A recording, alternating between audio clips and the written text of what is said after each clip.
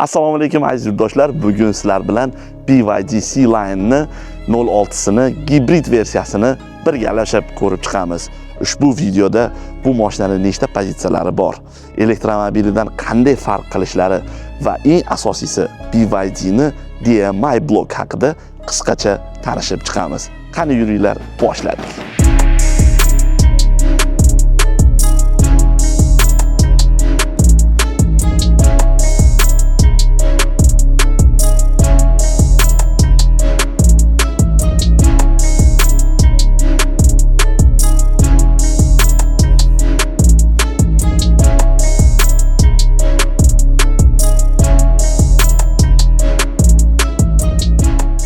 Kelinglar, ushbu mashinani qisqacha texnik parametrlari va umumiy ma'lumotlari haqida tanishtirib o'taman. Ushbu mashinamizni eni 1920 mm, uzunligi esa 4810 mm va balandligi 1675 mm.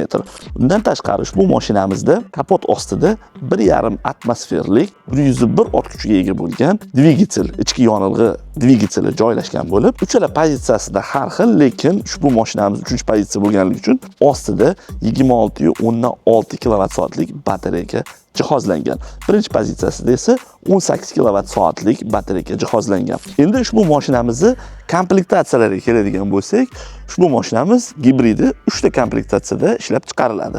Xuddi elektromobili kabi. Ushbu mashinamizni endi komplektatsiyalarning o'rtasidagi farqlarini ham aytib o'taman.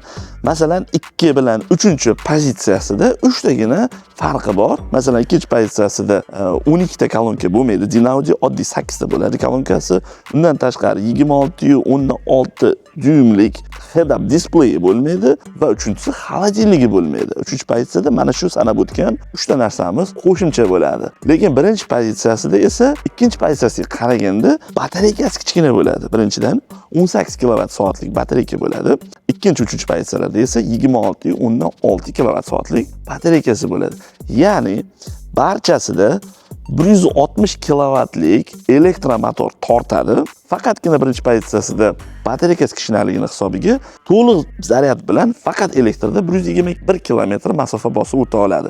Ushbu CLTC standarti bo'yicha. Ikkinchi, uchinchi pozitsiyalar esa 170 km masofa bosib o'ta oladi CLTC standarti bo'yicha. Undan tashqari yana WLTC yoki VLTC standarti ham bor. U haqiqatga ancha yaqin. Birinchi pozitsiyamiz 93 km masofa bosib o'tar ekan va ikkinchi, uchinchi pozitsiyalar esa 130 km masofa bosib o'ta olar ekan. Xo'p, endi birinchi pozitsiyasini aytdim. Bitta farqi bu batareyasi kichkinaligida bo'lsa, undan tashqari panorama tomi ham bo'lmaydi. Undan tashqari ichki kamerasi bo'ladi, ikkita, o'sha ham bo'lmaydi.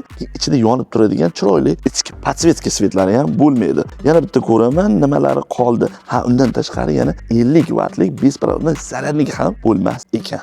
Endi videomizning asosiy qismiga keldik. Ushbu mashinamizni, ya'ni gibrid mashinamizni elektromobilidan qanaqangi farqlari bor? Tashqi ko'rinishiga keladigan bo'lsak, deyarli farqiga bora olmaysizlar. Haqiqatan ham farqiga bora olmaydigan darajada qilib qo'yilgan, lekin e'tibor berib qaraladigan bo'lsa, oldiga mana bu tomon qismiga ochib qo'yilgan. Ya'ni elektromobillarda mana bu holatda yopiq turadi, pol yopiq turadi. Gibridda esa mana shu joyini ochib qo'yishgan. Ya'ni ichki yonilg'i dvigateli borligi uchun, radiatorni tezroq sovutishi uchun ko'proq teshik qilib qo'yilgan. Elektromobilda mana bu yerda teshiklari bor, shetdan o'zi keladi radiatorda sovutishga. Faqat elektromobilda radiatori asosan batareyani sovutishga yoki isitishga xizmat qilsa, bunda qo'shimcha yana ichki yonilg'i dvigatelini ham sovutish uchun xizmat qiladi. Shuning uchun ko'proq havo kerak bo'ladi va mana shunaqangi dizayn qilingan. O'zi asli bu mashinani gibrid qilib chiqarilgan, elektrini prosta dizaynni o'zgartirmasdan mana bu plastmassani prosta yopib qo'yishgan.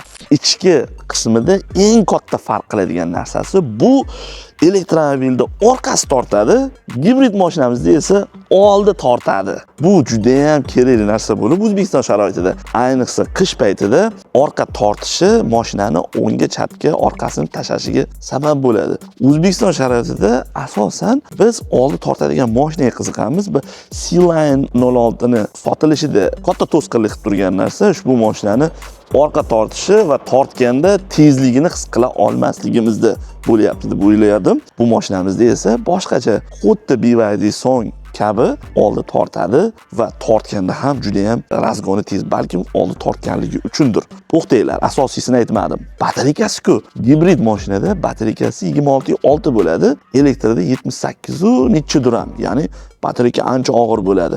Lekin gibridda uning o'rniga gibridli motor qo'yilgan bloki bilan 180 kilovatlik elektrida motor bo'ladi, 245 ot kuchiga ega, 100 km/soatga 7 sekundda chiqadi. Gibrid mashinamizda esa 160 kilovatlik, 218 ot kuchlik oldi tortadigan motor joylashgan bo'lib, elektromotor 100 km/soatga 708 sekundda. Elektr 7 da, bu esa 708 sekundda chiqa oladi. Buning asosiy sababi bu mashinamiz elektriga qaraganda 100 kiloga yengilroq. Ya'ni elektromobilimiz 2090 kilo, bu esa 1990 kilo.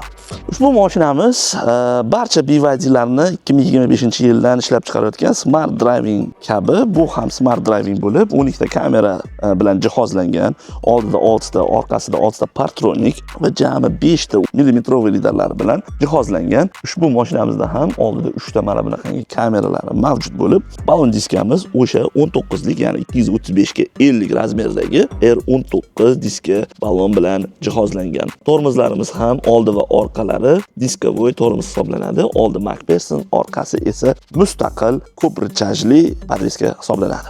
Ushbu mashinamiz gibridli bo'lganligi uchun chap tarafida benza baki mavjud. Benza baki mana bu yerda joylashgan bo'lib, 60 litr benzin qabul qila olar ekan. Endi eng asosiy joyini aytib o'tmabman. WLTC, ya'ni haqiqatga yaqinroq bo'lgan standart bo'yicha ushbu mashinamizda pasportida 407 litr benzin yeydi deyapti 100 kilometrga. Mayli 5 litr yesin, 60 litr bak bilan 1200 kilometr masofa bosib o'ta oladi. Endi qo'shimcha 130 kilometrimiz bor edi, o'zi 170, lekin haqiqatga yaqinroq 130 bo'ladigan bo'lsa, ushbu mashinamiz 1330 kilometr masofani bemalol bosib o'ta olar ekan. Ushbu mashinamizning o'ng tarafida esa zaryad qiladigan joyimiz mavjud bo'lib, tez zaryad qiladigan portimiz ham bor, sekin zaryad qiladigan portimiz ham bor. Ya'ni BYD sonlarni avtosalonlardan sotib olgan bo'lsanglar, ko'pida nima bilan beradi? Nima deydi? Переходники bilan beradi. Ya'ni sekin zaryad qiladigan joyiga переходник bilan katta zaryad qiladigan tiqib, soatlab zaryad qilasizlar. Bunda esa o'zini katta tez zaryad qiladigan porti bor. Bunda ham tezda zaryad qilib olishinglar mumkin. Orqa tarafga keladigan bo'lsak, ushbu mashinamizni ko'ringlar, bu ham o'sha Sea-Line deyilyapti. Sea-Line bu dengiz sheri 06. O'sha dengizga bog'liq bo'lgan ko'rinishlar mavjud. Ya'ni Sea-Line chiqarishi bu menimcha 7 dan boshlandi. Ko'rsalarning hamma yoqda haligi Seal-dan aytmoqchi, Seal-dan boshlangan. Dengizda nimalari borda, qisqasi nima deydi, nuqtalari bor. Bu ham o'sha BYD Sea-Line 07 kabi o'sha nimalarda o'zida qoldirgan, mujassamlashtirgan ko'rinishlarini. Mana bu yerda mana bunaqangi stop chiziqlari ham bor ekan va kamerasi tepaga joylashtirilgan.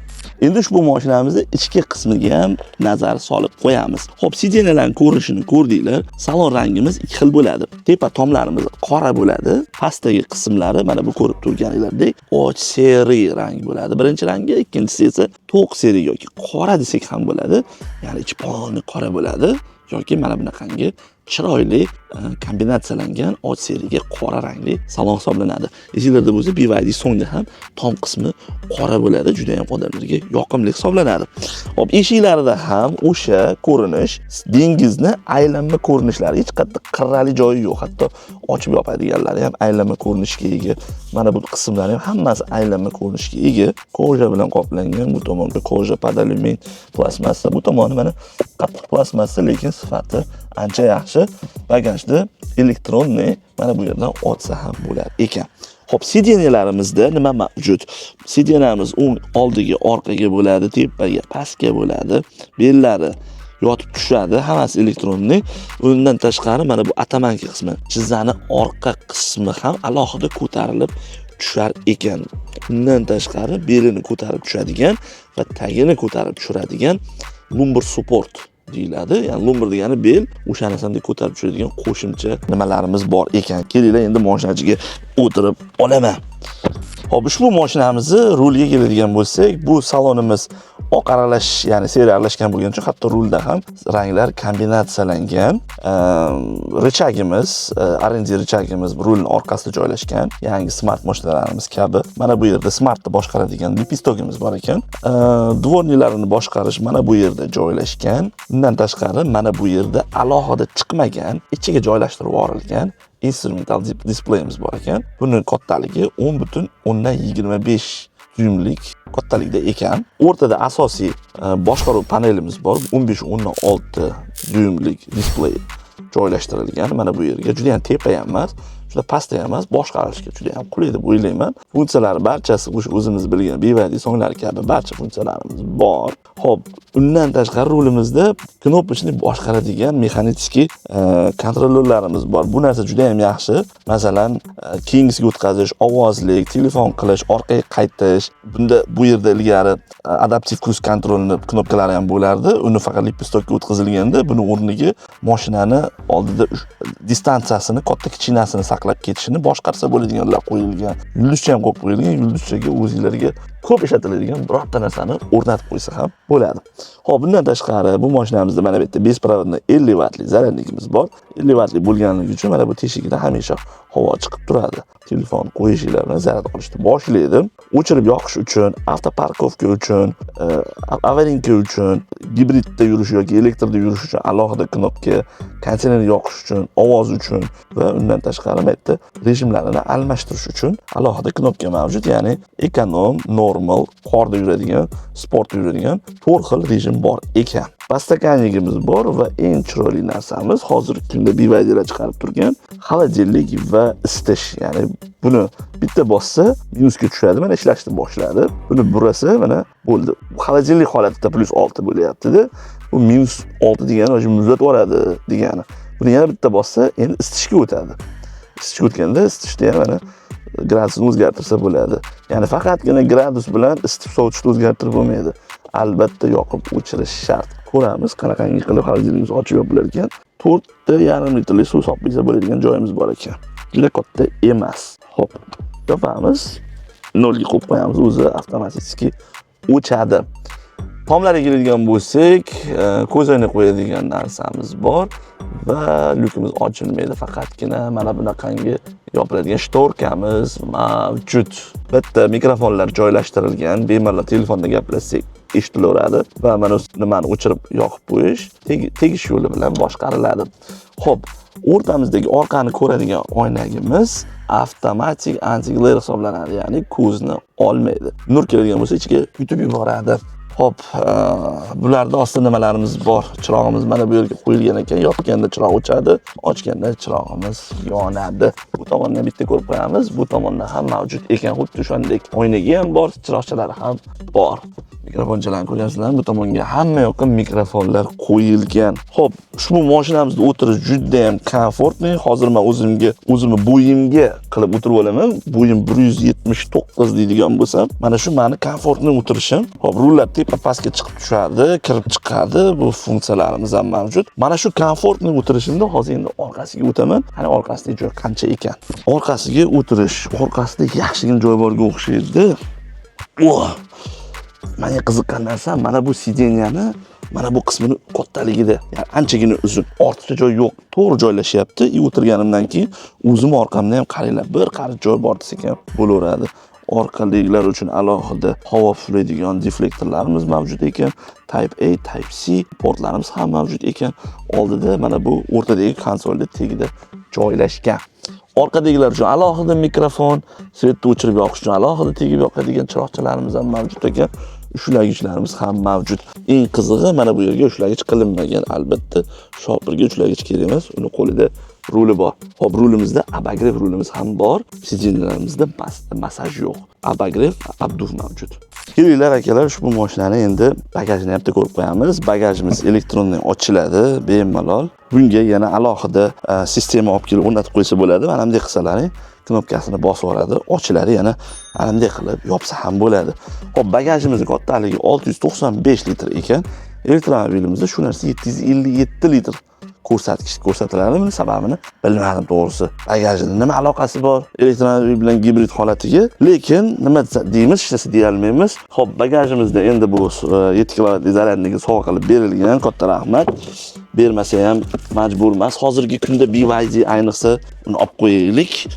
Bersa juda hozir olib olish qiyin bo'lib qoldi. BYDdan zaryadnik bermayapti desa ham bo'laveradi. Mana bu tagida mana bunaqangi nishasi bor ekan, anchagina baland.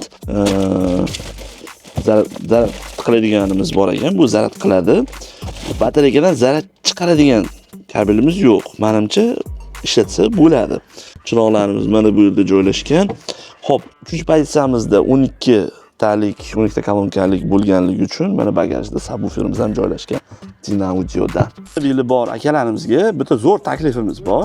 Elektromobil olgan paytlarida bilasizlar, mana bunaqangi 7 kilovatlik zaryadnikni podarka qilib berishadi. Bu 7 kilovatlik zaryadnik mashinaga o'rnatganlaringda, uyga o'rnatganlaringda xarajat qilasizlar, alohida shotchi tushirasizlar, bersa 6 kilovatdan zaryad beradi o'rtacha.